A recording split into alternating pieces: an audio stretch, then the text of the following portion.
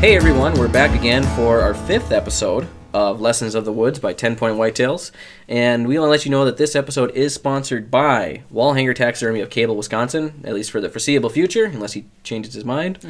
And we are in my basement today, together, separated a little bit. I got a little bit of a cold thing going on, so if I seem like I'm out of it, it's probably because, A, we were hunting until 11 o'clock. We weren't hunting till 11.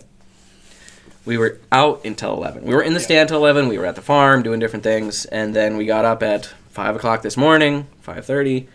No, 5:15. We were out of here by 5:30. And we've been there for 2 days. And we've been out at my dad's place hunting there and actually had really, really awful luck. But I don't think I actually introduced this. If you haven't seen us before, I'm Dylan Porter. I'm the host of 10 Point Lessons of the Woods here. And with me I have co-host Kyle Weber from Cable, Wisconsin. And we're going to talk about maybe a little bit about the hunt. You want to say anything about the hunt? Or do we want to teaser? We'll bring if we'll reference the hunt. Yeah. Okay. Yeah. But we're going to talk about food today, and not food that maybe we've been eating good. Somebody's eating something. So point number 3 of our 10-point whitetails planning process is food. And we found out right away at Wits End, and if you've seen our previous episodes, there was no food out there prior to what you did this year. Yep. So why don't you lead off with that? So, Wits End, when you walked in, had some thicker areas, but the woody browse was pretty much non-existent. You could see for 200-300 yards. Besides elevation change, you could see clear as day. There was nothing, no undergrowth, no thin underbrush for them to run through and eat. And the woody browse is important, but it's not. It's not enough. It's not enough, and especially when there is none, like at Wits End, it's struggling. All the photos we took so far this spring and last year on the trail cameras says that the deer are thin. If the deer are struggling for food and nutrition, the does have a hard time, the fawns then have a hard time, and you'll see it in their bodies, but then you'll also see the bucks struggling with antlers. Mm-hmm. You're not getting everything they can get out of their antlers because they're starving. I mean, just like if you don't feed your kids or you don't feed your dogs, they're going to not perform or grow to what they can be because of lack of nutrition. So step 1 was to supply food, and my food plots as of last week when I was hunting are mowed down to nubs. So I can already tell that something's going to have to maybe change next year to get more volume, to get more tonnage. But that's the priority. The priority was food because that's where we were lacking. That was our deficit for the most part. But so we added food, but they're mowing it down. They're eating anything that's green. Because they're lacking. And if they're hitting your food plots hard and there's nothing else to eat, they're going to be harder on your food plots. And granted, first year on the plot, they're not doing that great. Yep. And what's important about food is, yes, food is important. Tonnage, and that's what I'll refer to as the tonnage. So the actual volume of edible food available for the deer. Mm-hmm. Year-round, hopefully, but the tonnage is really important. But just because you put out 2 acres of dwarf Essex rape doesn't mean you have 2 acres of tonnage. You don't. They're not eating that at all times of the year. So you have to have a variety. So you have woody browse. So at Wits End, for example, Wits End has woody browse, minimal. Mm-hmm. We have the 2 food plots where we've planted 3 different things, 3 different blends. Mm-hmm. In the food plot. So across the board on the food plot is a mixture of everything from winter rye, dwarf XX rape, turnips, clover, so we spread it all out. But I also, to help with the tonnage, is the trees. So we have persimmon trees, we have chestnut trees, and the next step will be apple trees. And those are seasonal. Those are only certain times and certain parts of the year that those will be available, but it's another aspect of the tonnage. So maybe when the apples and chestnuts and all that stuff are available to eat, take a break from the food plots and let the food plots catch up. Yeah, and we're finding out hunting at Dad's that deer are motivated by food 90% of the year. They don't have, it's not like they're going to go play checkers or something. They don't have dates and they don't have stuff going on. They are motivated by food. So right now out at Dad's, we sat for 3 full sits and didn't see a deer until right at dark. And we're sitting, at least last night, we're sitting on a nice 2-acre rape food plot in a bunch of corn, in good standing corn, best corn my dad's ever grown in the Alamo Swamp. And then we had winter rye right there. And we didn't see any deer till dark. So what are they finding? And the acorns are just finishing out. So they're just finishing cleaning up the acorns right now. So the acorns and the browse that's available in the woods is enough to keep them full, so they're not moving till right at dark. And takes priority. Yeah, it's easier to get. It's closer. Acorns are super important. Yeah. Super important for the buck's muscular structure. Right now they've just lost their velvet. They're really adjusting to their winter body, their rut body. So they're going for the acorns. That takes priority, even though corn's great and dwarf Essex rape is great. Mm-hmm. The acorns take priority. They're looking for protein. And it's easier. Yep. So if they're bedding here and the acorns are 50 yards away, it's less energy to go get the acorns than it is to walk all the way out to the fields, and less vulnerable for predators and et cetera, et cetera. But we lost a lot of deer 2 weeks ago at Wits End, I assume because of acorns. They all went north to the Acorn Ridge, which is off the property, but we lost them all. Cameras shut down, cameras slowed down.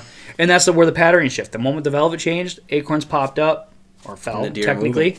They moved off, and that's okay. I expect to be the safe zone when they come back. They have to go build that body structure. But certain things, at certain times of the year, will take priority. Right now it's acorns, in my opinion. Right now it's acorns because that's a very short period that you get quick acorns. Period. There's a lot of competition. Yep. The clovers, the brassicas, the standing corn, that's all going to be there in another month. Yep. So they know that. So priority is acorns.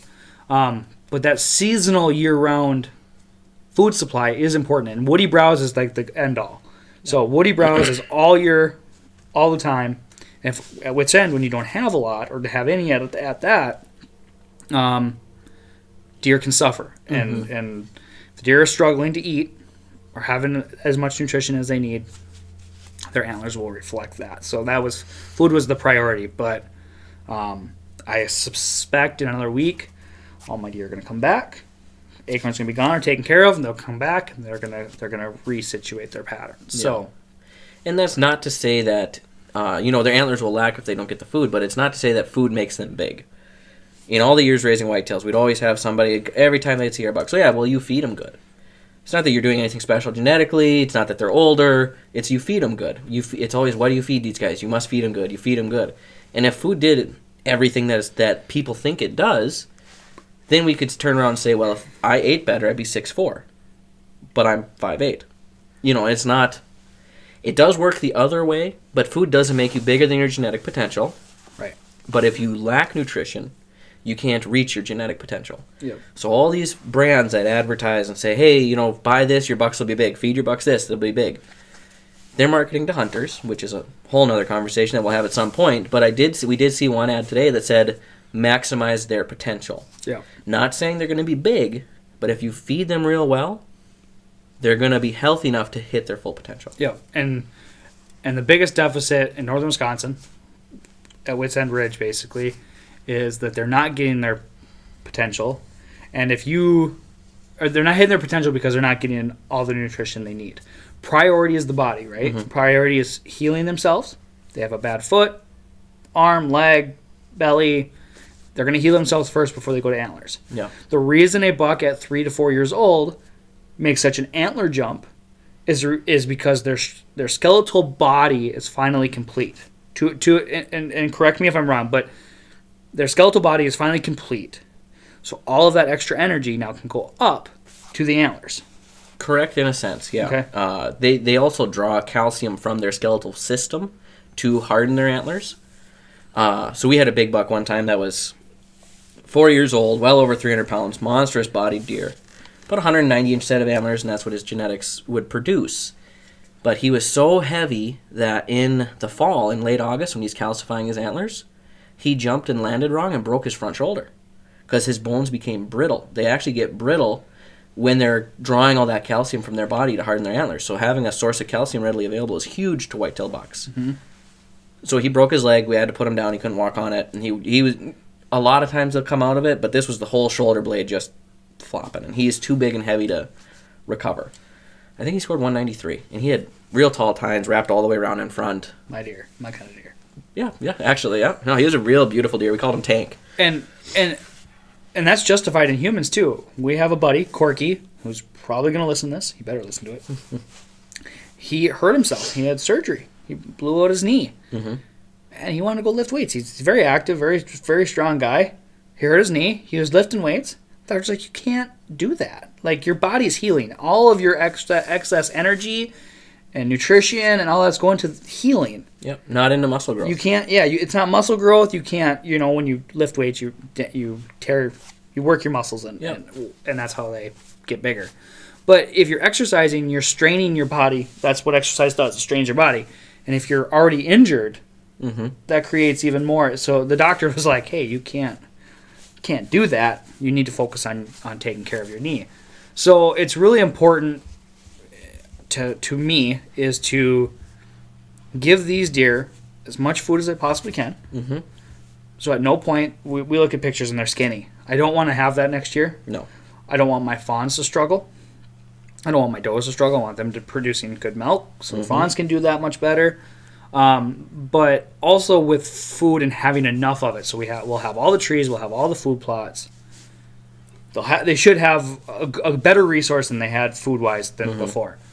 But also it is important to leave varieties out there because you don't just eat steak. Steak's good, right? But you don't just eat steak. Yeah. You want this, you want that, you want to change it. And deer are the same way, especially with their browsing.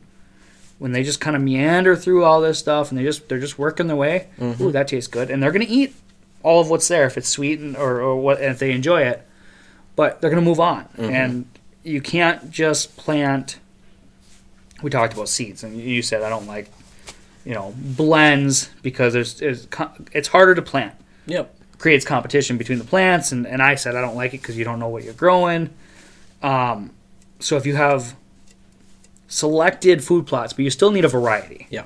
So that's where I'm talking persimmons, apples, chestnuts, plus your green foliage, your food plots, woody browse, acorns to the north. That whole thing creates a. It creates a menu.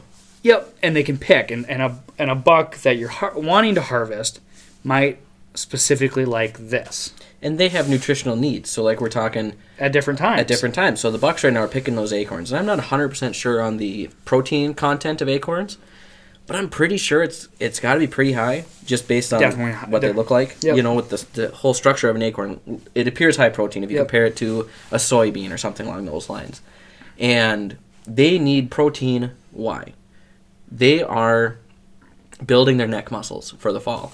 They're going on a weight regimen program right now that rivals any professional athlete. The mature bucks have put on 50 to 75 pounds of muscle in the next month, which is insane. They need protein in their diet to support that, and they don't eat meat, so they got to get the protein from somewhere.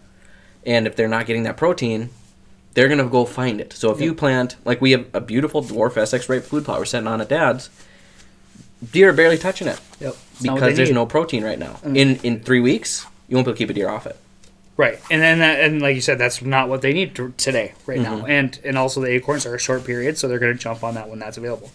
If you're going to have dessert, but there's 8 pieces and there's 9 people, you're going to eat the dessert first and jump on that. Absolutely. Because the turkey's still going to be there. Yeah, and the competition for acorns in the woods is way higher than most other food sources because you got squirrels, you got porcupines, you got skunks, you got blue jays, you got bears, you got. There's all another one I just thought of. All the deer. Woodchucks, rabbits. I think rabbits eat it. Rabbits maybe not. But there's so many things that want to eat those acorns. Yep. And they're only there for 2 weeks. Well, they're on the ground now. They're vulnerable. So the acorns can go, not that they can go bad, but they're good for and they're available to the deer right now. Squirrels will hide them away. I picked up a log yesterday and found 200 acorns underneath it. You know, put those in the bucket. Yeah, actually. But the priorities are different flavors, different spread, and you're going to see that these deer specifically, if you're hunting a specific buck, you'll notice he wants this more often than that. But not just a food source fixes it. Yeah. We're sitting on a beautiful food plot with lots of corn right now, and they're not there. They don't have to be because they got options. They're not during the day. Not during the day. But yes. they are in there overnight, according to trail cam and different things. But they're getting their protein needs met in a comfortable location. Yep. And corn is high protein, but then they can come to the corn and they're already full of protein from the acorns, and they want more protein, so they eat the corn. But there's so much corn, there's no rush to get there. Yep. And what is your opinion on a deer's stomach? Now I say that, but if they had a plate right now on the kitchen table, how much food are they eating? A deer eats about a cup and a half at a time. So before they need to have their process, they're a rumen, so it's a 4-chambered stomach. Yep. So they actually need to chew all their food 4 times. Yep. Well, maybe 4. Once down, then they go lay down. We saw that this morning. Yep. Which is really cool footage we're going to put out. Maybe even before this podcast, depending on time. But, right. It depends how much time I have. So go through that process. So that buck this morning, and we'll, like you said, we'll post a video. But this morning he went out and ate. Yep. Where he was, acorns or corn. He came in. Tell them what happened. And Dad actually explained it really well this morning too. So when they eat in their rumen, their stomach's building pressure because it's fermenting. It's corn, and corn probably ferments really fast. And we put yeast right in the deer feed usually. Granted, there's no feed out there now, so there's no extra yeast there to help with their burping and chewing action. But it's building pressure because they're a rumen. So they got to go lay down and find a place to chew their cud and release that pressure. So they burp it up, and you can actually see it go right up the throat. They'll catch it in their mouth. They'll chew it up. They'll spit it back, or they'll swallow it. And then they'll do it again. And they'll do that with whatever they ate out on the field. They have to chew it that many times over again. And they don't want to go half a mile to do that. They want to go 50 to 100 yards. Was it this morning we were on our way and we saw a doe laying in that soybean field out was it yesterday or today? It doesn't matter. We saw a doe laying on the edge of a soybean field. The nearest woods was 200 yards. Yep. And she's laying there chewing her cud at 5 o'clock in the morning because she ate a bunch of soybeans, and that's a high ferment. That one's quick. Yep. So she has to chew them again and get that pressure released so she can go further. So 90% of the time when the deer are eating large amounts, they're 50 to 200 yards from a food plot or from a food source. But even then, the large amount's only a cup and a half, 2 cups, and they have to do that process. So, and they want to fill that cup and a half to 2 cup void 4 times. So that's why they eat all night long, because it's cooler. Yep. They're more safe from predators because they got way better night vision than we do. And I don't know how they compare to wolves and such, but they feel comfortable in the dark. Yep, and they feed 5 times a day. Every 4 to 5 hours, they do this process. Now, if they're in bed and they can stand up, walk over, and eat some acorns, and then do that process, great. If they can stand up, walk over, and eat some woody browse, great. And depending on the area, they might meet their nutritional requirements for that particular feeding within 50 yards. Yep. And then they're going to lay down again. Yep, and that's why you like feeding, 1 through 3, 1, 2, and 3, you don't see a lot of movement because those are very close to their beds, very close to their security blanket. But when they get up at night, now they're moving around. They're going to have a big meal. Yep. In this instance, it's acorns or the corn, standing corn. They're going to go in there and crunch down on some corn cobs. Yeah. But that's at the evening, and then if they're getting all their nutritional requirements during the day, they can go out later in the evening. So if you're sitting on a food plot, don't think just because you have food that's gonna bring the deer in. Yeah. Depends on the season, what they need. Depends on what they need, what they want, what's available, what time of the day it is, what feeding cycle they're on. Yeah. That all determines where they're sitting and what food they're requiring. Like right now, if I could go up from Wits End, go onto public land and hunt oaks, if I had a situation where I was set up there, that's where it's a better spot. Yeah. Because that's what they need. We're trying to figure it out. We're actually pushing closer to the bedding areas because we know they're not moving much because everything they need is really close. It's right there. And Dad said he went out and looked under the oak trees now, I think yesterday or the day before, and the amount of acorns left is real minimal. Yep. I mean, it's maybe 1 every 10 feet.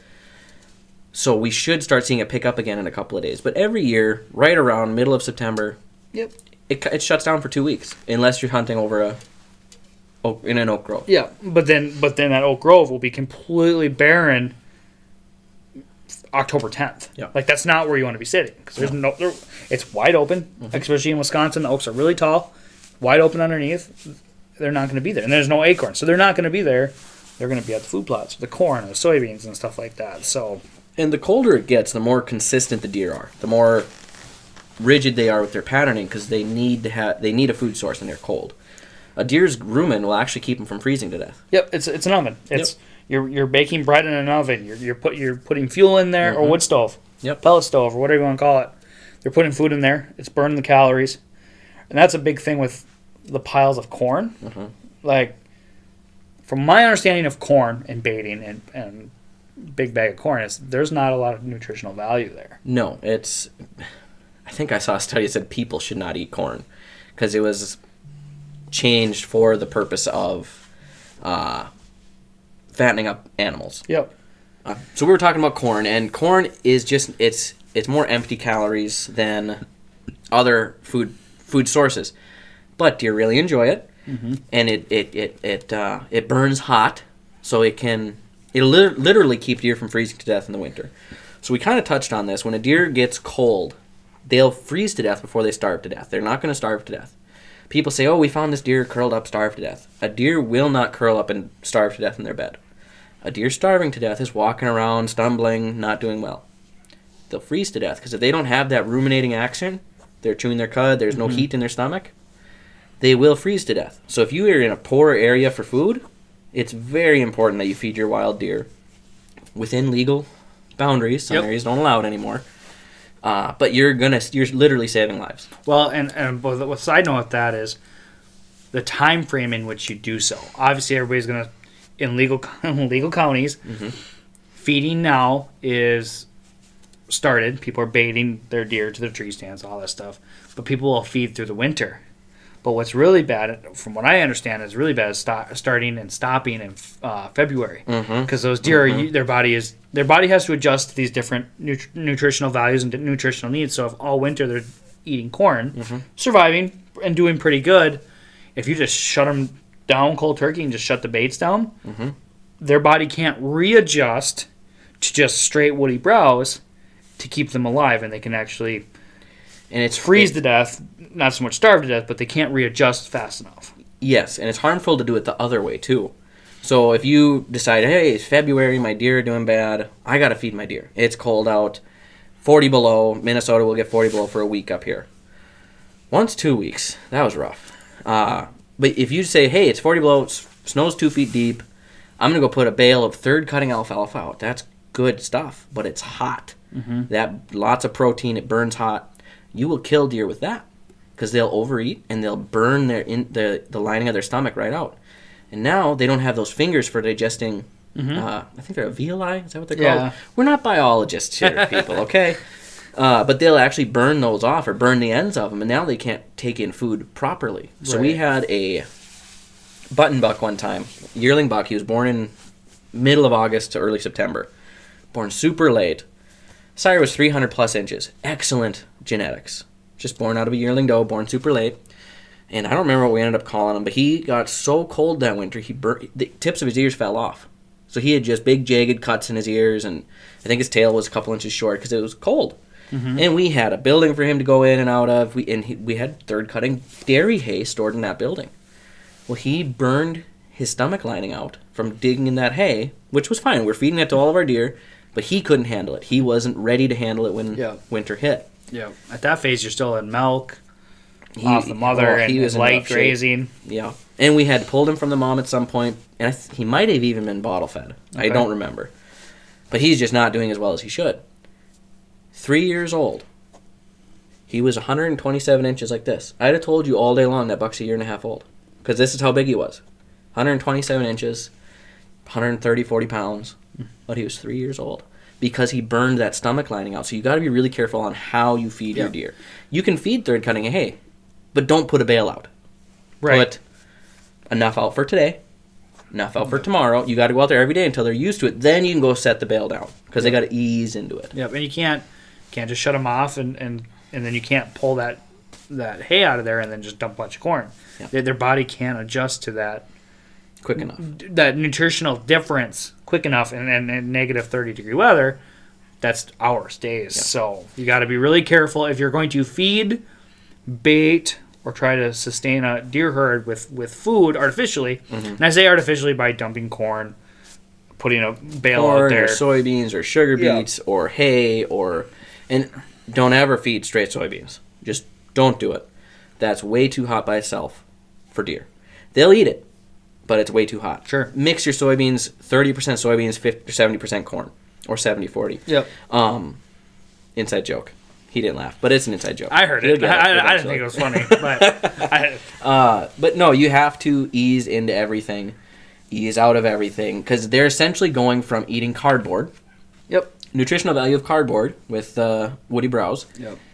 To Skittles and corn. Yeah. You know. Yeah. I mean, if you, what is it if you've never had a peanut before, ever as a human, and you've just been eating pasta. Yep. And then you sit down and have a huge bowl of peanuts. Yep. Your stomach's in rough shape the next day. Yep. And that's just all there is to it. So, a question I have to test you.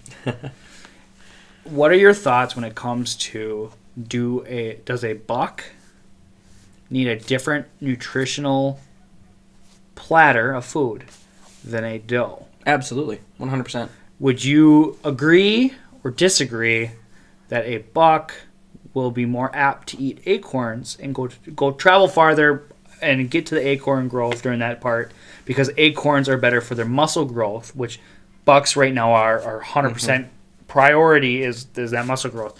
And that's why you see, for example, at Wits End, we got a bunch of does and fawns eating the greenery, chowing down on food plots, but the bucks disappeared and I assume went to the oaks. Yeah. Would you agree that that's... So there's several things at play here. The does love acorns. Okay? Mm-hmm. Acorns, I've never tried one, but deer act like they're candy. It's just the best thing ever. I've never done this, but I want to. You could go sit in an oak grove, you had a gallon bag of acorns, and you could throw them quietly from your tree stand when there's a buck there, or a doe. They'd hear it fall, they'd walk over, pick it up. They'd hear it fall, walk over and pick it up. They'd never know you're there, because acorns are the best thing. That's the best thing in their world. Does love them. And they'll eat them, and they like the protein. However, does right now are timid around bucks. Mm-hmm. So if all the bucks in the oak grove, does don't like getting poked. No, nobody likes it. So they want to behave around bucks. They're like, we don't need to be here. Now, do the does need protein right now? Yes, maybe not as much as the bucks, but does are also preparing for something. They're preparing to get bred and have fawns. Yep. So there was a study done. And I'm not going to quote it verbatim because it was a long time ago. I think it was in the 80s. And I think it was either Michigan or Wisconsin. And I've read the study at some point. Got a hold of an article or something. But the basis of the study was when you feed a doe, high protein food prior to conception, she emits an enzyme that's hard on the male sperm. So they're more likely to have doe fawns. Because when she's getting all that protein and all that food she can eat, her body's telling her, hey, this area is great. We can have a much bigger population. Let's have does. So on our farm, we used to feed the best to all the deer all year round. Like, they could get the best of the best. And I'm talking minerals and molasses and just, it's beautiful feed. And we typically have 70% doe fawns on that feed ration. That's frustrating as a deer farmer because doe fawn's value is not as much as the buck fawn's value, and that's just all there is to it. Yep. So we found this study and looked into it, and we started limiting our does prior to conception. And our does are 175, some of them 200 pounds. Well fed compared to wild. Inch and a half of fat on their back when they go to get bred. Yep. They're fat.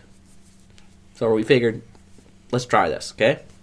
So we started limiting them. No mineral. We cut the protein in half. and then we'd limit them to a poundage amount a day. So you ration. I mean, just you start rationing. A ration. So they're healthy. So how soon? How much prior to the rut conception? 5-6 weeks. So month and a half. Up until that point, they've gotten everything they wanted. They're big, fat, and happy, healthy does, and then now you just you just ration them off to minimal or not minimal. You don't want to limit it too much because at conception every doe has twins, 99% of the time. Yep. So if you see all your does are running around with one fawn, you have an underfed herd because if she's struggling through the winter, she'll absorb one fawn. Sure. 99% of the time they have twins if they're well fed, but at conception almost always there's two. If they can, and if they can make them both through, great. If they can't, you need food in your area. So after the rut, do you go back to launch it right through the roof again? Okay. Because we want them to have twins all the way through. Yep. And when we started doing this, we went from 70% doe fawns to 70% buck fawns. Just like that. 1 year. That's all it took. So there is some science there that can help your herd. What about? So what are the biggest signs as far as? I look off into the sunset when I think, I guess. What are the signs that your deer are struggling?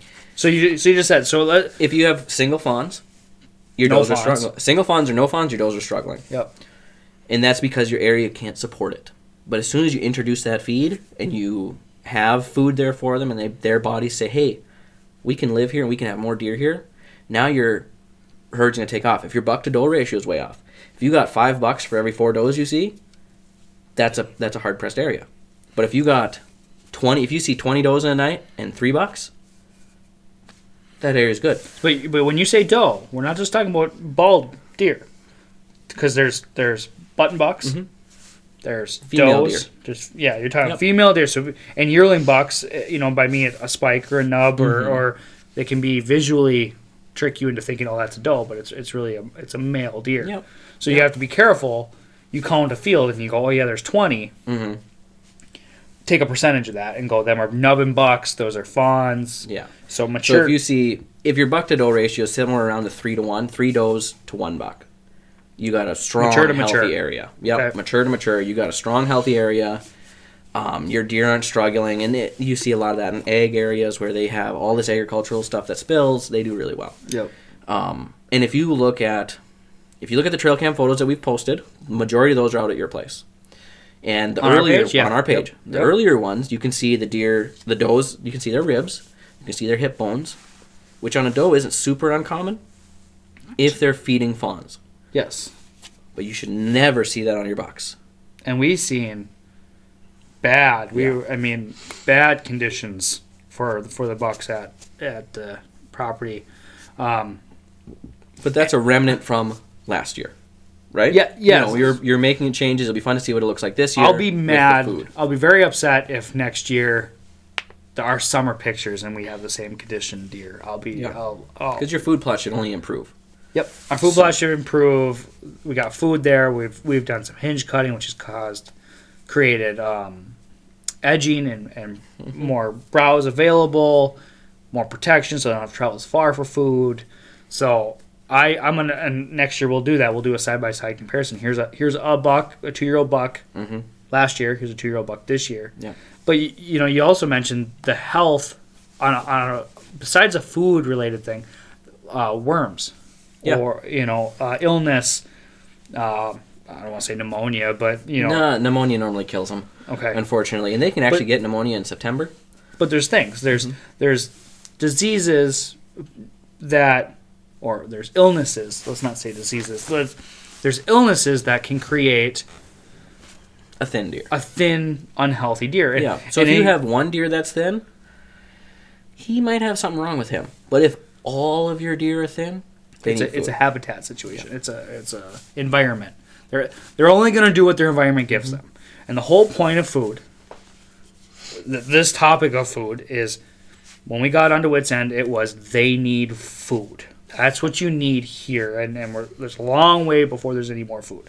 Some places, big egg country, got all the food in the world. Yeah. Now you need to figure out what they want. If it's all cornfields, although they love corn, but like that palate, you want to find out what they like. They're going to want something better, and you can do food plots successfully in big ag. So if you watched my, which you did, but if the people viewing this watched my last bow hunt that I went on, I saw a total of about 15 to 20 deer throughout the course of the night, but 6 yearling bucks. So those yearling bucks, they were all fat and sassy. Yep. They looked good. There was one that was a little thinner, but he was the smallest antler of the group. He was probably a late-born fawn. But there's soybeans right across the road.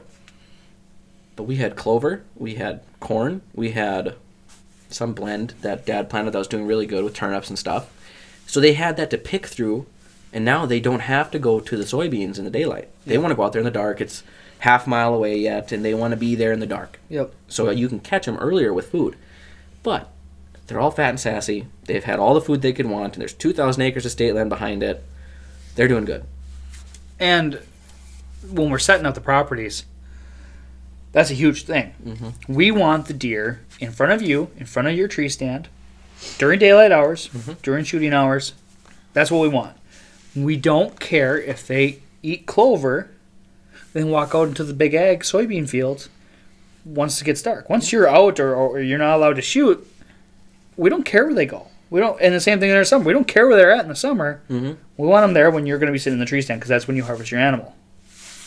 Very rarely will a deer walk through a food plot and not take a bite. Mm-hmm. So if your food plot is in between you and big ag, they're going to go through there. They're going to take a bite and stop and present you with an opportunity. Yep.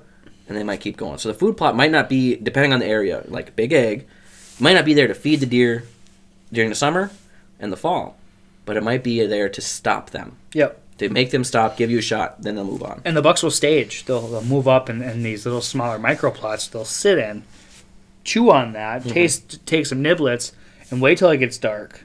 Make sure all the predators, make sure all the danger is off the plot, and then go out there. And if they're in the neighbor's field at night, it doesn't matter what they're doing. And great, they're getting some high nutrition over there. But we just want them to come through us first. We want to have the opportunity at that animal first. Yep. And that's when we set up properties, that is the key goal. Where are they at bedding? What are they coming through? We would like them to stop and give them something different, and then we let them go to their food. Yeah. So you got to set up the right food plot for your piece.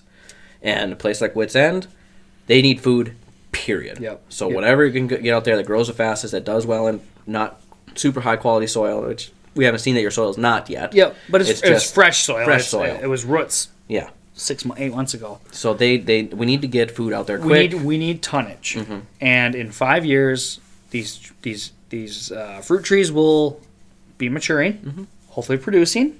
My apple tree there's like 60 apples on that thing. Branches are breaking now. Oh, jeepers! Yeah. The top. Go shake it once in a while. Come on. I do. I do, and I go, Flynn, pick those up. Yeah. But the apple tree is just phenomenal. There's a ton of tonnage there. And in 5 years, that's why that's the long game. You know, some plans are right now changes, but planting some trees, that's the long game. In 5 years, I bet in 5 years, if we don't have a ton of tree loss, the tonnage of food from the trees at a certain point, once it's all dropping, the tonnage from the trees will be more valuable than the food plots themselves. So if the trees are producing even as much, I got twice as much, and trees take up a different space. So if I have a half acre of food plot, and those trees are providing the same amount of tonnage, so we have an acre of tonnage now, I would have to have an acre food plot to get what those trees are providing. So if you don't have a bunch of egg to set these food plots up, and you're stuck to micro plotting, smaller food plots like I am, it is better. It's good to have trees to help with that tonnage total. Yeah. And I think fruit trees grow almost anywhere in the U.S. I know up here we struggle. Yeah. Because we're so far north. But, I mean, I got plum trees in my yard. I got stuff growing. So there are trees that grow. So you got to pick the right tree that grows for you. Yep. But deer will eat it. Yep. They love it. But protecting it for 5 years is another story. Yeah, so if you take a picture if we take a harvest photo at Wits End, there's green snow fence. Yeah. And some people are like, what is that? Why is that there? And that snow fence is only there. It's not beautiful, but it's only there to protect the trees. Yeah. We have 15 chestnut trees. We have 4 persimmon. We have 3 apple. I mean, It's a big span, but it's a unnatural fence, and people are like, well, what's that for? And it is actually negatively impacting me right now in creating where the deer will travel through that food plot. It's going to be fun to see half the food plot really grow well because they're not browsing that as much because they don't like going over there because it's a little tighter of an area.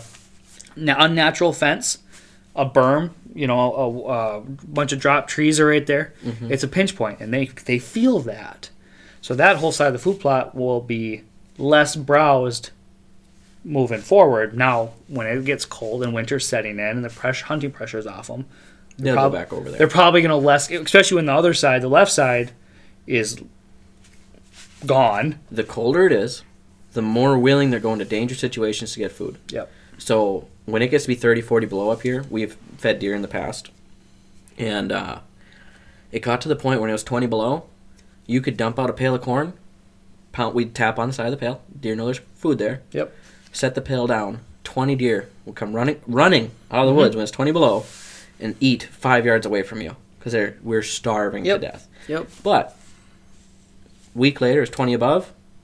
Nobody showed up. Yeah, they don't need to. They're like, we're okay. We're going to stay away from you. The risk reward isn't the same.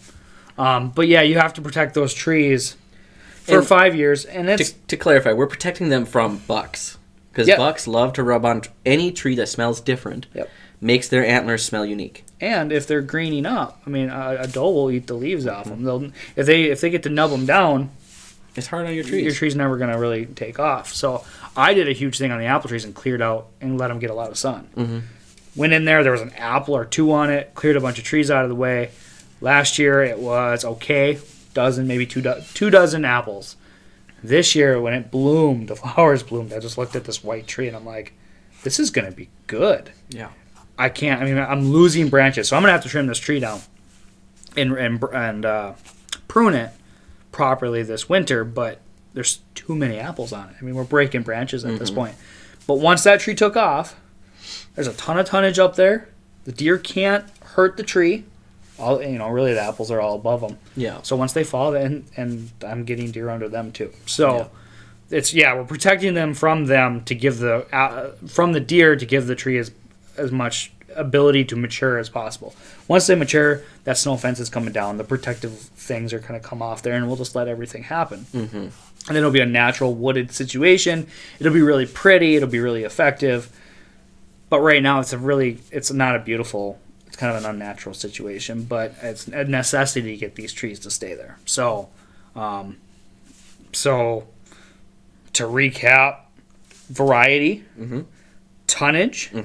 And know the important cues or keys to seeing what your deer need if it is food. Yeah.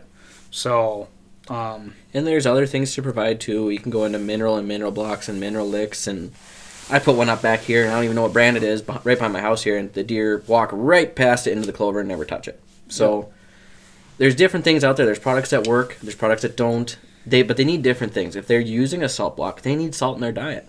We add salt right to our deer's food, because they need to have salt in their diet. We add calcium, we add phosphorus, we add dicalcium carbonate, yeast, teeny tiny bit of selenium, which that one's actually really interesting. Selenium is regulated in mineral blocks because if a cow or a goat get into a selenium-rich mineral block, they die. Deer do not. Deer can handle it. So we didn't know this at first, and we're feeding... benefit from it? Yeah. I mean, you're putting it in there for and I'm talking... Okay. 3/4 PVC pipe, that full. Okay. Into 100 pounds. So very little. We didn't know that about selenium right away, and we were feeding goats the same thing. Yeah, we killed a few goats before we figured it out. Yeah.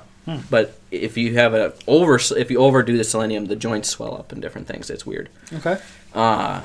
So yeah, there's a lot of things that deer need, and if I can figure out a way to make it so, if I can figure out a way to make our mineral that we fed my dad's whitetails my whole life taste good by itself, I could sell it. Yep. And I might try to figure that out. I've tried in the past, and I had something that kind of worked, but then the jugs exploded on their own accord. Yeah.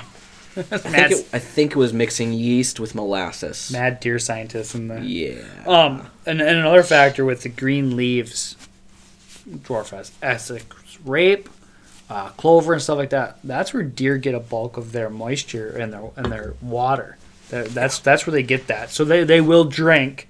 Hence, everybody puts a pond out. Everybody puts out they hunt over a water source, for example. But what 80%, 75% of their H2O consumption is just from plant-based stuff. Whether it's the dew on them, the moisture that's coming out. In the winter, I got to imagine deer are super thirsty.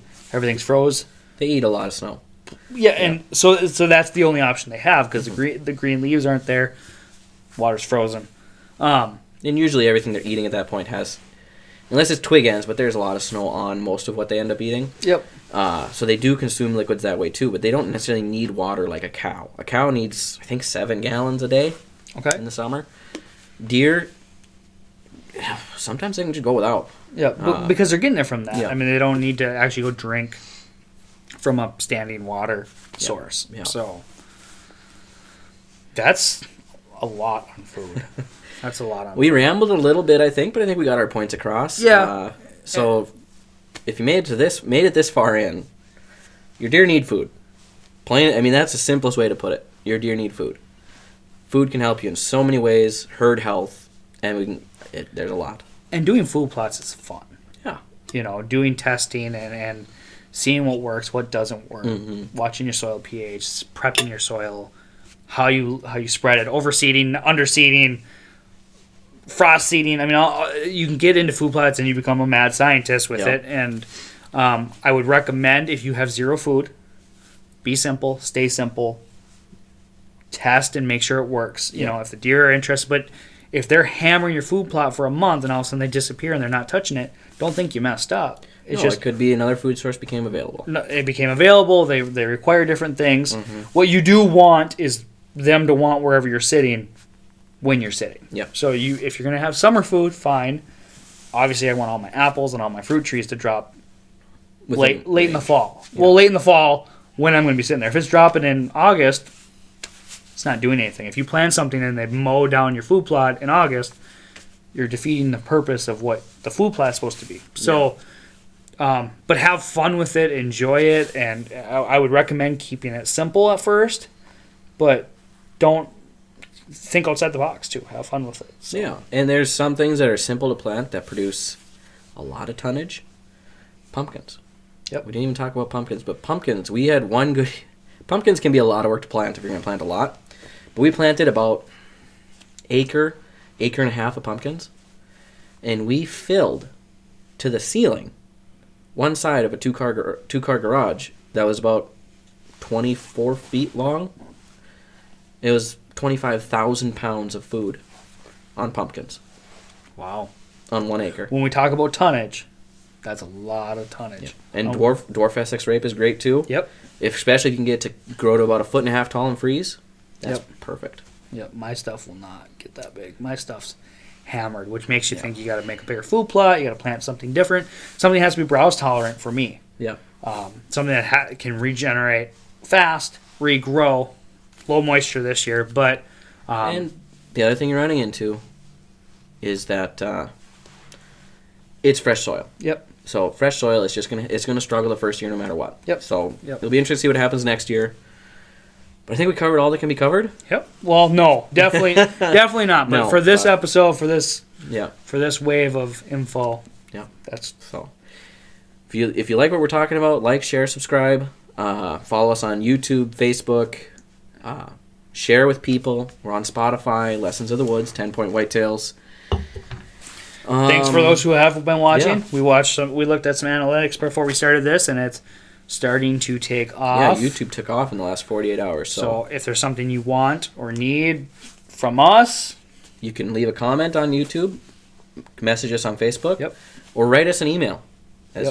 As old school as that is, because we would love to get your questions. We'd love to have a question answer. We'd love to answer questions on here when I know how to speak. We could do a podcast that's just answering questions, the questionnaire and stuff like that. But I think so. We're getting some engagement on Facebook. People are asking questions. People are liking the question of the day, question of the week, or question of the week, not day. I don't know. So that's super fun. It's great to see these people. but we need to go hunting. Yeah, I think that was actually Dad calling. We got priorities. We're super busy. It's going to get interesting. It's been tough so far. Hint, hint, hint. We gotta stop doing podcasts because we gotta get to work. So thank you for watching. Like, share, subscribe. You can email us at 10pointwhitetails@gmail.com. And otherwise, find us where you found us. That's as simple as it gets. And we're sponsored by Wall Hanger Taxidermy of Cable, Wisconsin. There we go. Plug. There we go. Plug. Put the plug in. Let's go hunting. Let's go.